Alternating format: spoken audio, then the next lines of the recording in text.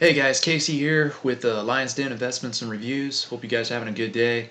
I know things are pretty crazy right now with the elections and just everything that's pending right now with lawsuits and all that. So we're we're not going to talk about politics here or anything like that.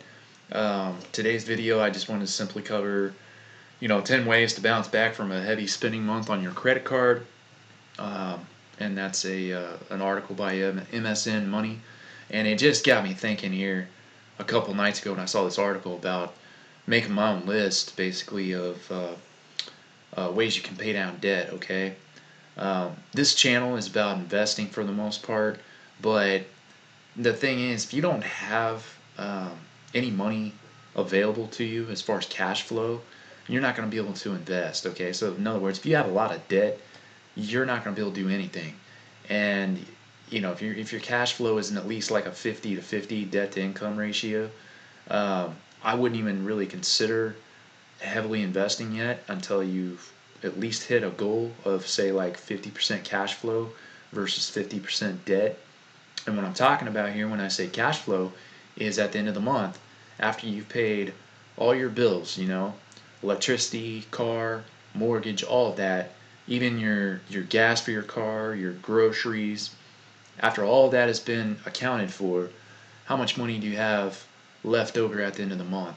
That would be your cash flow. And that's what you want to do is get that cash flow up to at least 50% to your debt. Okay, so if you make $3,000 a month, you want at least 1,500 available to you just to invest with or do whatever with when it comes to maybe an emergency or you're having a rainy day or something like that. And then the other 50% would be, of course, applied to your expenses. All right, but here they're talking about 10 ways to bounce back from a heavy spending month on your credit card. I'm not going to go into depth here in the article because it's really pretty obvious. What they're saying is, you got the holidays coming up, and people tend to spend a lot more money during the holidays. Okay, so what they'll do is they'll end up putting a lot of that on their credit card. I try not to do that. I used to do that quite a bit, and I noticed that you're paying more interest on stuff that you're buying for your family members. Not to mention your spending habits with a credit card are they're much more like elusive, I guess, because your habits are hard to catch, right? If you're spending on a credit card and just swiping for a transaction, there's really no emotional attachment there, as opposed to like handing over actual money to somebody and putting that in their hand. So, everything's on credit card. We're going into this digital system. It's important you know how to manage your spending habits. And so that's what I'm going to cover with you now is my list, basically, of how I go about paying down debt, okay? Because about 10 years ago, I had $24,000 in credit card debt. I ended up paying that off in 2 years. Okay, it just took 2 years. I had an attorney. They reduced my debt in half for me, so I ended up only paying on about 12,000 of that. Um, and I did it legally. I did it the right way. Okay, so if you're somebody who's in a massive amount of debt right now, and you're not seeing a way out, uh, go contact an attorney. Contact somebody who's smart, who's educated, who's been through the system, um, who can practice the system. Look into the FDCPA laws. Okay, if you're not familiar with those, go look them up. Once you know this, once you understand how this system works, you have a much better opportunity of fighting back towards the credit agencies and the banks and stuff like that, and managing the whole process for paying down your debt. Okay, because I can tell you right now, the system is set up. The banking system is set up, and the credit agencies are set up so that it takes you twice as long to pay off a balance that most of the time would be able to be paid off in, say, a couple of years. But you got to know what you're doing, and you got to talk to the right people. So that would be my advice, because I'm not somebody that's out here who's going to tell you, hey, do it exactly the way I did it, um, and that's going to work for you. It may not. You may have to take a different approach, but you can manipulate it. You can change your plan, tweak it a little bit into your own plan.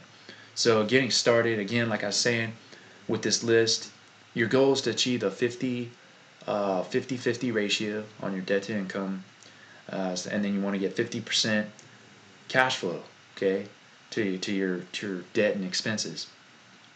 Um, Behaviors with money, that's the first thing you're going to look at. Number one, you're going to figure out where your money is going, okay. Guys, I know people who smoke cigarettes and they spend like 150 to $200 a month. Okay, that's not good. So it's things like that, right? You can cut that out, save yourself 150, $200 a month. Plus, you're not addicted to nicotine, so you're getting healthier. I used to be a smoker, so I can kind of relate with this and tell people that it is possible.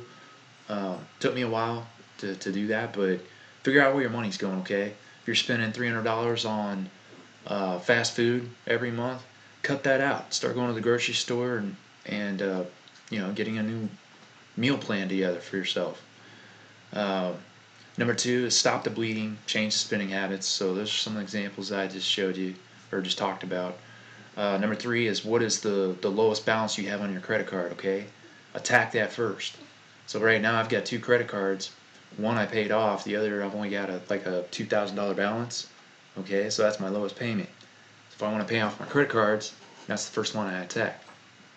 And number four, attack that with a vengeance, okay? You got to double down. It's called a debt snowball approach. Got to double down on those debts and pay those debts off as quick as you can. I know for myself, normally what I'll do is triple and quadruple the balances. Like, so if my minimum payment's $50 on a balance, I'll double that to like $150 or $200 to pay it down. And you pay it down quicker, much quicker that way, because you're eating into the interest, and it just kind of snowballs every other paycheck or every other month, depending on how often you're paying on it. But you'll be surprised at how quick that balance diminishes. And then number five is use your reward points. Okay, I've got a credit card right now that gives me reward points when I spend money. Now, it entices you to spend money, yes, but let's say you go on vacation or something. Let's say you use your credit card multiple times, added up all this money on your credit card, right?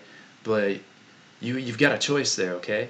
You can use your reward points if you're getting those at some of these places you're spending your money, and you can use them towards paying down your balance. You can get cash back, so it's in your account. Um, so I get paid passive income just off my credit card, but I try not to use it that much because it takes a while to rack up these reward points. I would much rather use those and buy a passive income for myself, which is what I do. But you have the option of throwing that back towards your balance too, so you can do that as well.